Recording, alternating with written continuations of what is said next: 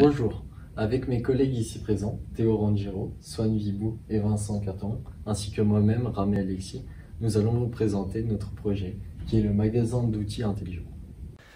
Dû à l'incapacité des opérateurs non qualifiés, les entreprises se plaignent d'une perte de temps sur la production machine.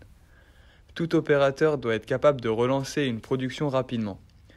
De ce fait, nous sommes en train de développer un produit intelligent qui permet à l'utilisateur de choisir la plaquette voulue rapidement et sans erreur. Cet appareil devra être réapprovisionné par un responsable technique ou chef d'atelier. Des produits sont déjà présents sur le marché de l'industrie, comme Toolmat, qui est un distributeur automatique d'outils. L'inconvénient, c'est qu'il est de grande taille. Comme un distributeur automatique de boissons, ils sont conçus pour ranger une grande capacité d'outils, donc le prix est relativement élevé. Pour le système de fonctionnement, on s'est inspiré des piliers automatiques. Notre produit rend service aux opérateurs qui agissent sur les outils coupants par le biais du magasin d'outils intelligents. Le produit est réalisé dans le but de gérer rapidement et facilement l'outillage à disposition. Le magasin d'outils intelligents a pour fonction principale de distribuer intelligemment des plaquettes. Pour cela, notre produit devra communiquer avec l'opérateur pour l'informer du stock.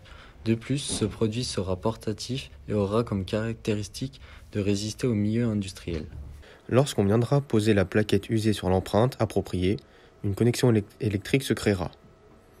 Cela entraînera la rotation du moteur, ainsi qu'un décompte, et éclairera des LED RGB d'une certaine couleur permettant de savoir globalement l'état du stock. Lors de la récupération de la plaquette, un écran LCD donnera précisément le nombre restant de plaquettes dans le stock. 4 boutons poussoirs permettront de réaliser une réinitialisation du stock. Une diode Zener permettra d'indiquer le niveau de batterie restant. La batterie permettra d'alimenter notre produit. Le connecteur Pickit permettra de transférer le programme électronique.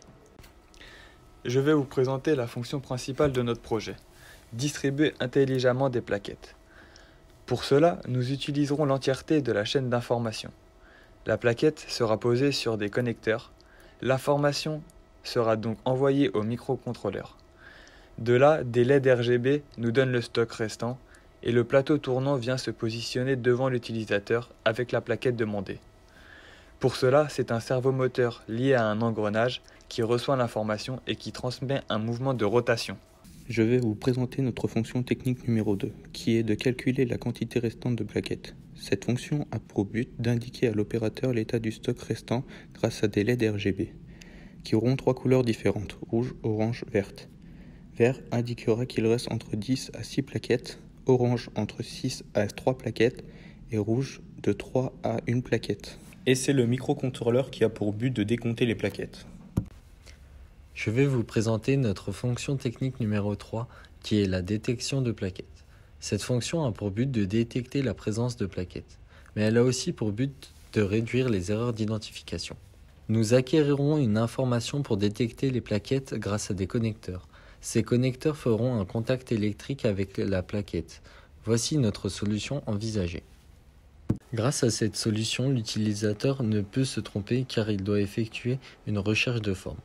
De plus, nos empreintes seront interchangeables pour couvrir l'intégralité des plaquettes les plus critiques utilisées pendant la production, comme par exemple les plaquettes de finition. Je vais vous présenter notre fonction technique numéro 4, qui est l'alimentation. Nous allons alimenter notre produit à l'aide d'une batterie et la rechargerons à l'aide d'une prise micro USB. L'autonomie de la batterie doit être d'une semaine environ. Merci de votre attention.